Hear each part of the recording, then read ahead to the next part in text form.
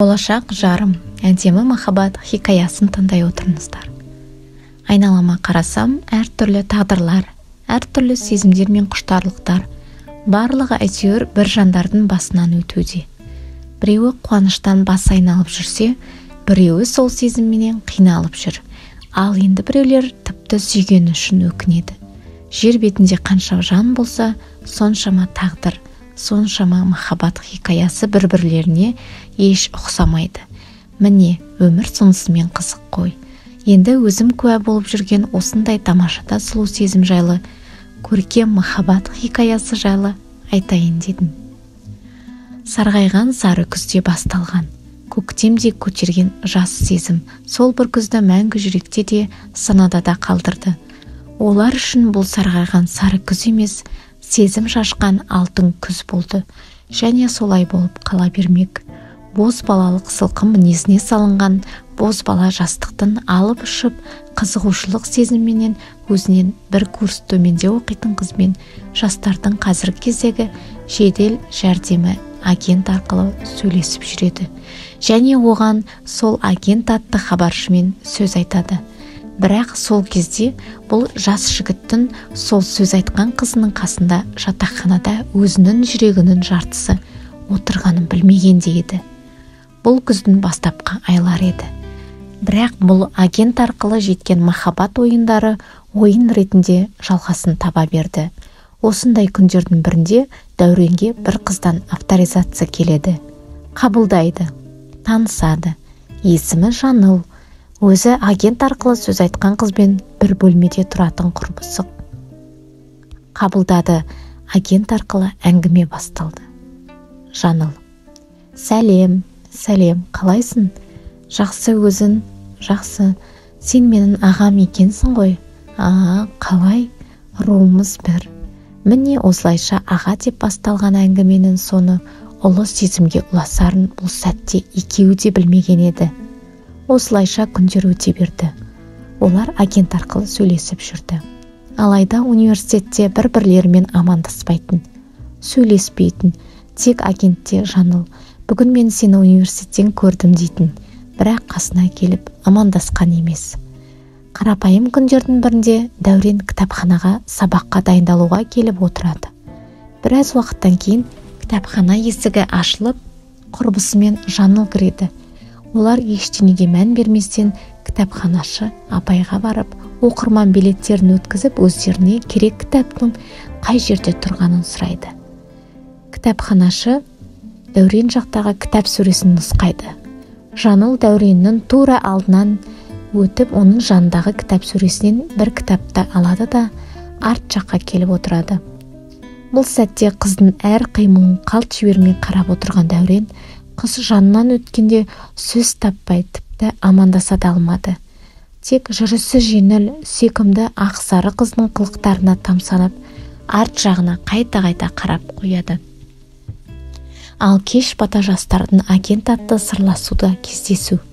Сөйлесу орнына айналған қаламында олар тағы сөйлеседі. Бұл жолы сөзді Дәурен боз баламыз бастайды. Бүгін сені көрдім. Мені байқамадың ба? Жоқ. Қайдан? Кітапханадан. Сен менің тура алдымнан кетіп кітап алдың. Шынымен байқамадым. Осылайша басталған әңгімеде екеуі ананы, мынаны сөз етіп, таң сәріне дейін отырады. Келесі күні ғимараттың алдында сабақтың басталуын күтіп тұрған Дәурен анадайдан Жанылдың келе жатқанын көреді. Қазір алдынан өтеді. Кеше екеуі агентте жап-жақсы сөйлескен болатын.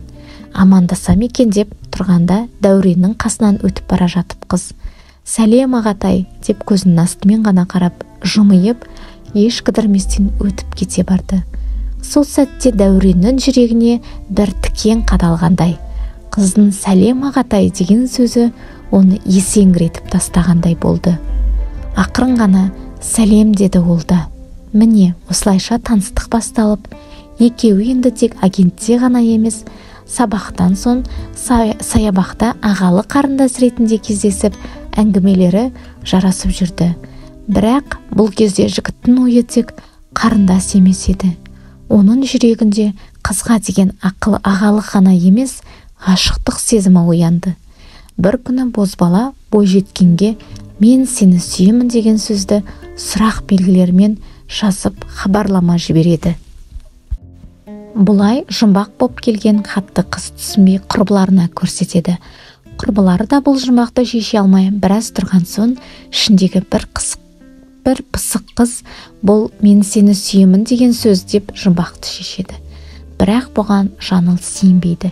Жоға, олай емес, ол менің ағам, ол маған қарындас ретінде қарайды деп жаңағы сөздерді мойындағысы келмейді.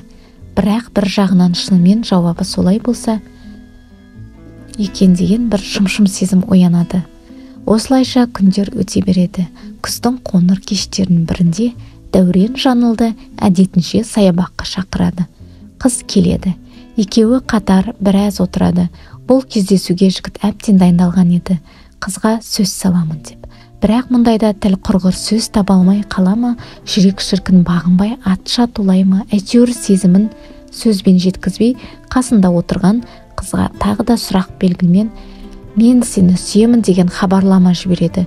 Қыз қасындағы жігіттен келген хабарламаны ашық түсінбегендей өзінің бұл жұмбақ сөздерді әлі шеше алмағанын айтып жымияды. Сонда Дәурен еш тіл қатпастан екінші хатты жібереді. Бірақ бұл жолғысы жұмбақталмаған ашық «Мен сені сүйемін» деп жазады. Қыз хатты оқып, ұялы телефонына ұзақ қарап отырып қалады. Жігіт те үнсіз, жауап күтіп отыр.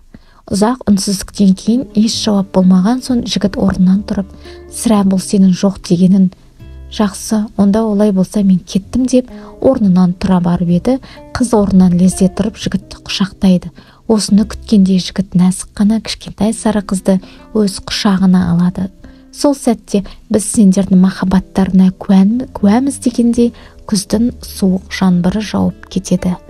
Бірақ бұл суық жаңбыр тондырмады. Керісінше олардың құшақтарының жазылмауына себеп болып тұрғандай.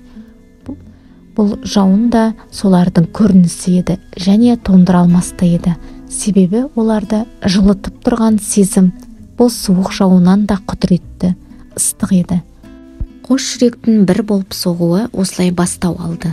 Бұл кезде бар ғаламдағы ең бақытты жандар солар еді. Күнделікті кездесу, жалынды махаббат, тәтті күндер, бақыттан бас айналған Дәурен.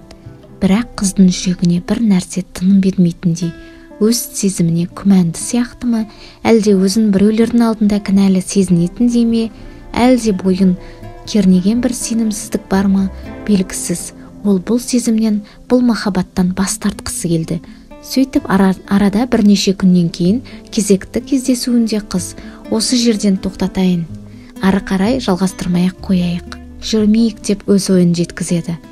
Мұндайды күтпеген Дәурен ештеңе түсінбей ойы аласапыран болып: «Қалайша сонда? Біздің сезіміміз алдамшы болды ма? Мен бос орын болғаным ба? Сен үшін? Егер бұлай дейтін бар, неге о баста келістің? Менің жүрегіме бұлай үміт беріп, сол үмітті өз қолыммен үзгенше бірден сезімді сол кезде-ақ сөндіре салмадым ба? Әлде мені аяп 4 күндік махаббат сыйлағаның ба? Жоқ, олай болса мен кетем. Бұл жерден, бұл оқу орнынан кетемін. Неге? Оның қажеті қанша? Мен сені бұлайша қасымда жүргеніңді және қасымда бола тұра сонша менен алыс болғанды көре алмаймын. Мен саған тек қарындасым деп қарай алмаймын. Одан да бұл жерден кеткенім жақсы». Жаңыл еш үн қатпастан жігіттің алдында тұр. Тіпті оған не айтарын да білмейді. Неге ғана олай дедім екен деген өкініш бар ішінде. Бірақ енді қазір оны қалай жұбатпақ? Үнсіздік. «Болды онда, қош бол, мен кеттім» деді де Дәурен қызды соңғы рет құшағына алып тағы да ақырын ғана «қош бол» деп қызды босатып еді. Қыз оны қатты құшақтап, пәк жүрегі жібергісі келмей «Кетпеші, кетпе» деген ыңғай танытты. Қыз сезімін түсінген жігіт қызды құшағына қатты қысып еміреніп тұрып тек қана «Жаным» деді. Міне осылай сарғайған күздің соңғы күндерінде жауын мен дауылдың куәлігінде басталған сезім бүгінде осы сәтті күнде жалғасын табуда. Көз алдында өтіп жатқан бұл сұлу хикая кеше ғана басталғандай. Арада 1,5 жыл өтсе де, олардың сезімдері жаңа ғана оянғандай ыстық леп шашып тұрады. Бұл мәңгілік махаббат, сөнбес махаббат, құштарлық. Ал оқуларын бітірген соң Дәурен мен Жаннал отбасын құрмақ. Оларға бақыт тілейміз. Жалындаған сезімдер ешқашан сөнбесін. Назарларыңызға рахмет. Бұл болған оқиға.